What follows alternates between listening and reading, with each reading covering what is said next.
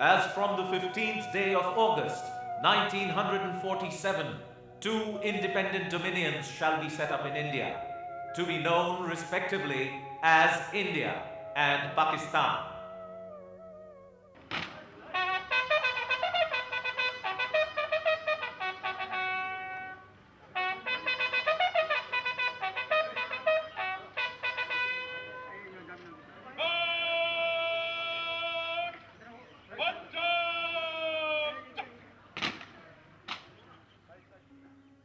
The 3rd of June 1947 sealed the fate of South Asia. On this day, it was announced that the British Crown was to hand over power to two dominions, India and Pakistan. Bengal and Punjab were to be vivisected and divided between the two dominions.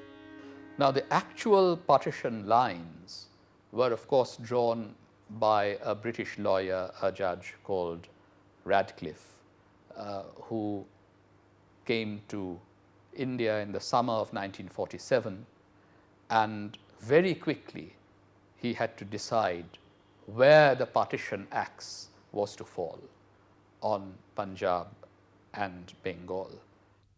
Sir Cyril Radcliffe was a wealthy, reserved, stocky, fastidious man with a protuberant forehead, poor eyesight, and a slight twist at the corners of his thin lips. After leaving Oxford, he enjoyed immediate success as a barrister, combining an incisive legal mind with a capricious memory. He was the ultimate establishment figure who could be trusted to put interests of the state before any other consideration. In 1947, he was 48 years old and was soon to be commissioned a task that would be a turning point in his life and in the lives of 400 million subjects of the British Empire.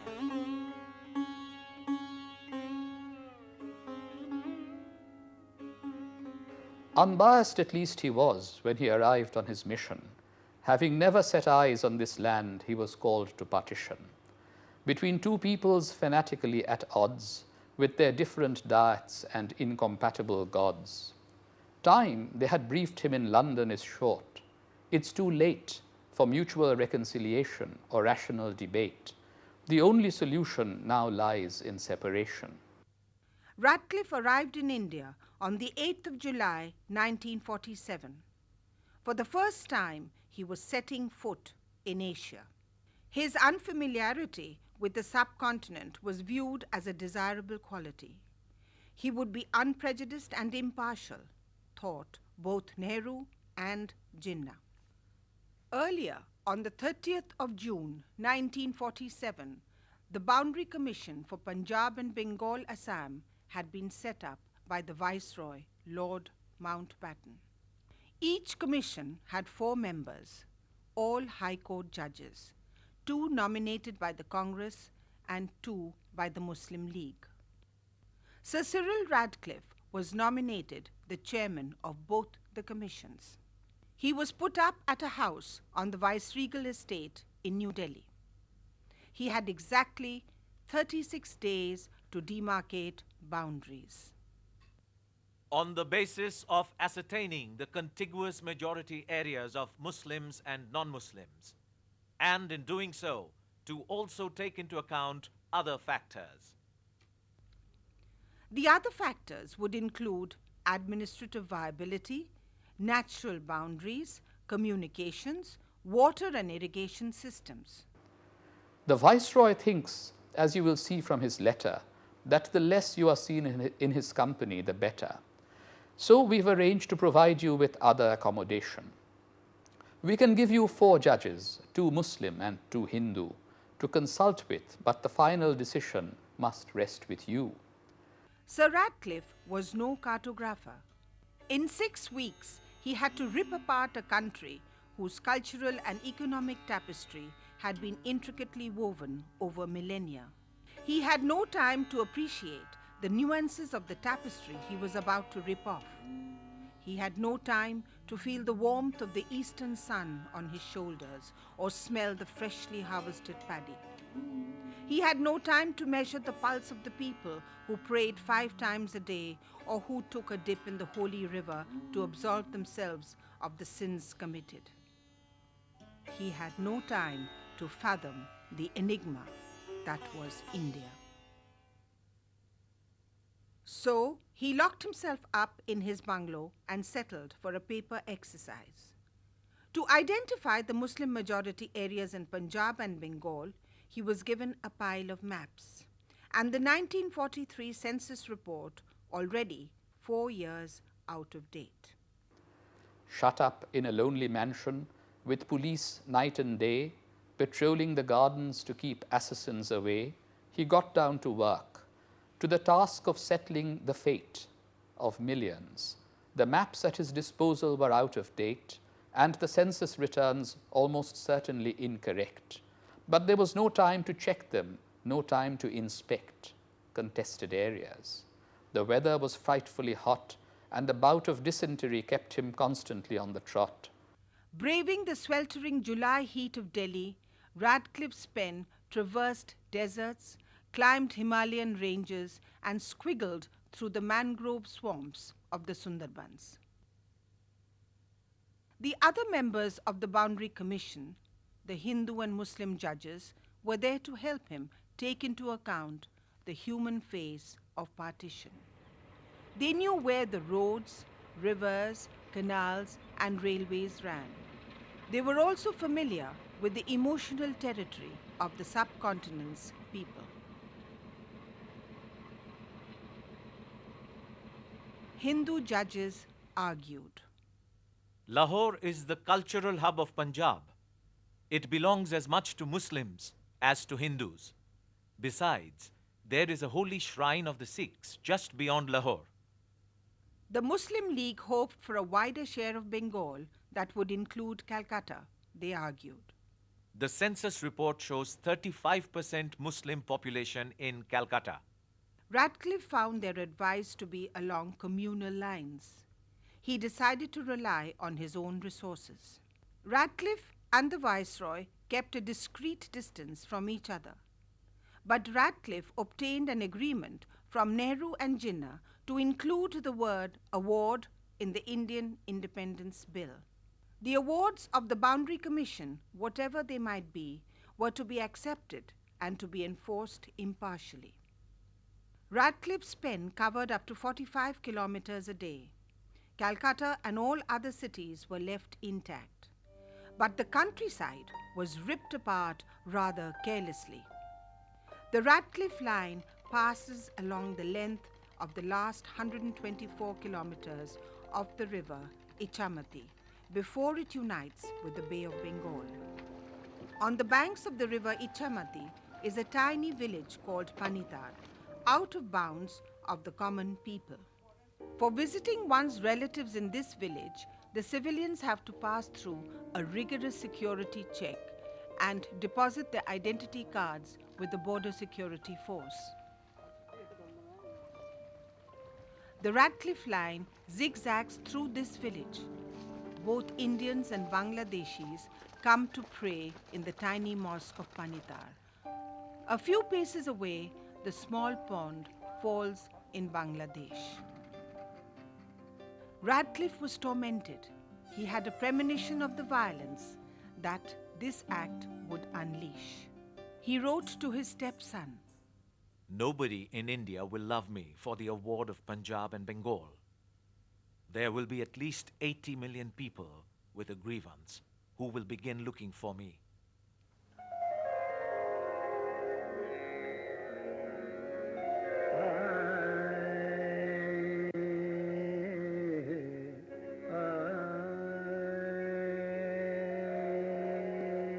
India's 6 million Sikhs were isolated by the raging battle between the Congress and the Muslim League.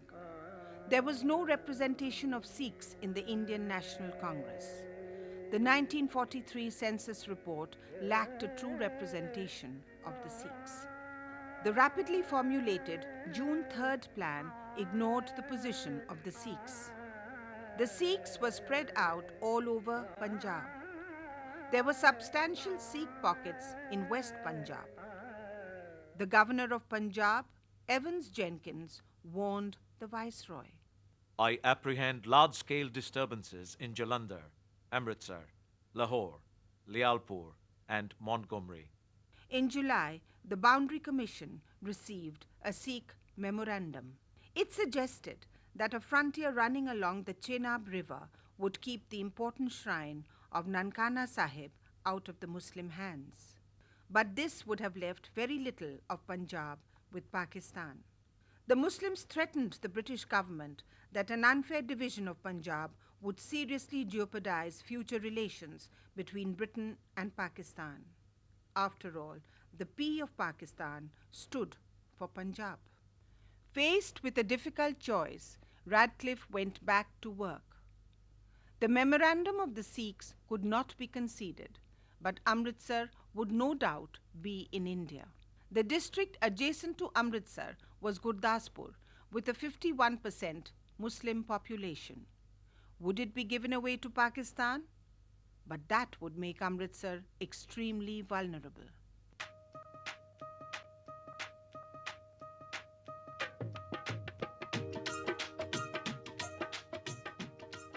Punjab is an agrarian state.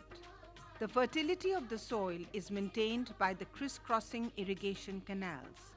Radcliffe made several attempts in early August to put common canal systems under joint control. But this proved politically impossible. So he made an indentation in Firozpur district to award the Sutlej headwater to Pakistan. The map of Punjab, with a line of division running along its length, was sent to Sir Evans Jenkins, the governor of Punjab. The Firozpur salient looked problematic to everybody, too vulnerable a spot. On the 10th of August, Sir Jenkins got a cryptic telegram from the Viceroy's house. Eliminate salient. The Radcliffe line was straightened out. Whole of Firozpur and much of Gurdaspur remained in India. The advance news of Radcliffe's draft plan provoked an upsurge of violence. Almost 400 people had been murdered in Punjab, and Amritsar was burning. Governor Evans Jenkins sent another telegram to the Viceroy. General situation deteriorating. The communal holocaust was now underway.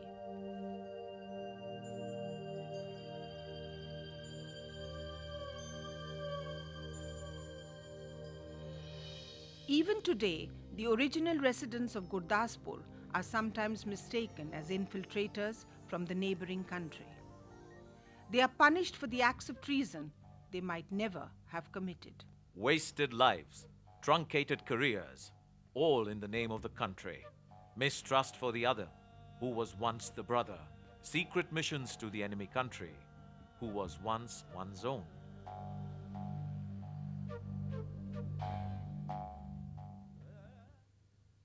To His Excellency, the Governor General, I have the honor to present the decision and award of the Bengal Boundary Commission, which by virtue of the Indian Independence Act 1947.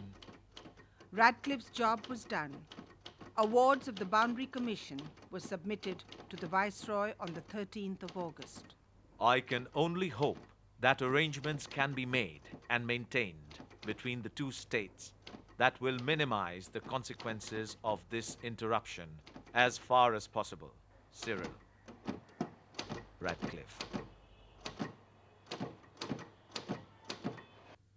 The 12th August, 1947. The Viceroy left for Karachi on the same day. Jinnah made an extraordinary suggestion in July. He wanted to convene the first meeting of the Pakistan Constituent Assembly in Delhi. So he had still not been reconciled to a Pakistan being confined to the northwestern and the eastern extremities of the subcontinent. Now, of course, the Congress leaders, especially Patel, would not hear of the Pakistan Constituent Assembly being convened in Delhi. So ultimately, the first meeting of the Pakistan Constituent Assembly had to be convened in Karachi on the 11th of August of 1947. Radcliffe wrote to his stepson, Down comes the Union Jack on Friday morning, and up goes, for the moment I rather forget what, but it has a spinning wheel or a spider's web in the middle. But in 7 weeks it was done. The frontiers decided, a continent for better or worse divided. The next day he sailed for England, where he quickly forgot the case, as a good lawyer must. Return he would not, afraid, as he told his club, that he might get shot. On the 14th of August 1947, Muhammad Ali Jinnah took oath as the first president of Pakistan. I sincerely hope that with your support and your cooperation, we shall make this Constituent Assembly an example to the world. The whole world is wondering at this unprecedented cyclonic revolution, which has brought about the plan of creating and establishing 2 independent sovereign dominions in the subcontinent. And it was at that meeting that Jinnah made his now famous and controversial speech, where he said that you are free to go to your temples, you are free to go to your mosques, and that religion has nothing to do with the business of the state. That is the speech that is often, quoted even today. In course of time, Hindus would cease to be Hindus, and Muslims would cease to be Muslims, not in the religious sense, for that is the personal faith of each individual, but in the political sense, as citizens of the state. Back in India, when the country prepared for Independence Day celebrations, Radcliffe's plane was being thoroughly searched for possible assassins. On the 15th of August 1947, Jawaharlal Nehru took oath as the first Prime Minister of India. At the stroke of midnight, when the world sleeps, India will awake to life and freedom. A moment comes, which comes but rarely in history, when we step out from the old to the new, when an age ends, and when the soul of a nation, long suppressed, finds utterance. Gandhiji skipped the Independence Day celebrations and anchored himself at 151 Beleghata Road in Calcutta to avoid the carnage of 1946. Radcliffe left Delhi on August 15, 1947, one of the first Englishmen to depart after independence. Interestingly, Radcliffe's decision was not made public until the 17th of August 1947. So when Pakistan came into being as a dominion on the 14th of August and India on the 15th of August, neither country knew where exactly their borders were, and that created even more confusion in the border areas. The boundary award was announced on the 17th of August. It did not please anybody, neither India nor Pakistan. Just by a stroke of pen, neighbour became an alien. Confidence and companionship suddenly seemed to vanish, replaced by fear and mistrust. Mountbatten didn't want the actual Radcliffe decision to interfere with the festivities surrounding independence. And he was someone who was given to self-congratulation. And he was saying that within a short period of time, he had carried out one of the greatest administrative operations in history.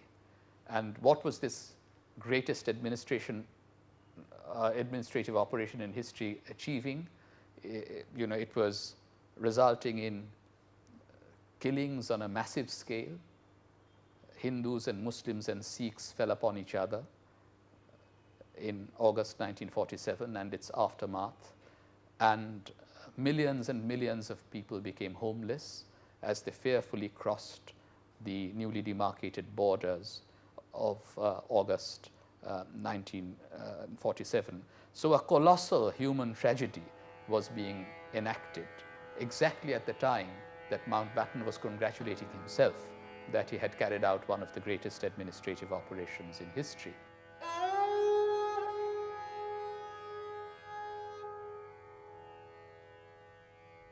Sir Radcliffe returned the £2,000 fees to Her Majesty's government. He destroyed all drafts and documents of the project and remained tight-lipped for the rest of his life. In addition to partition, what happened on the 14th, 15th August 1947, that both countries got dominion status. The Congress compromised on 2 counts. They had always believed in the unity of India. That they were prepared to sacrifice in order to get power at a strong center. Partition took place. They had also been calling, at least since 1929, for Purna Swaraj, or complete independence, not dominion status.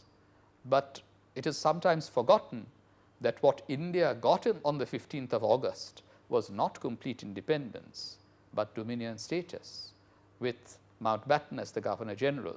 The earlier precedent was Ireland, after the end of the First World War. And something very similar happened in India in 1947. In Ireland, there had been, of course, a Catholic majority and a Protestant minority. But in the northern province of Ulster, there had been a Protestant majority. Ulster consisted of 9 counties. And when Ireland was partitioned, it was not just Ireland that was partitioned. Ulster as a province was partitioned. 6 counties where the Protestants were in a majority became Northern Ireland, and 3 counties in which Catholics were in a majority were attached to what was then called the Irish Free State.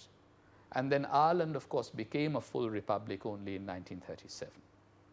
So just as the partition of Ireland involved the partition of Ulster, 6 counties with Protestant majority becoming Northern Ireland, and 3 counties with a Catholic majority being attached to the rest of Ireland, so also partition of India actually involved partition of Punjab and Bengal, with Muslim majority districts by and large going to Pakistan and Hindu majority districts by and large coming to India. Even though it wasn't that simple either, the Radcliffe line was very, very problematic in the end.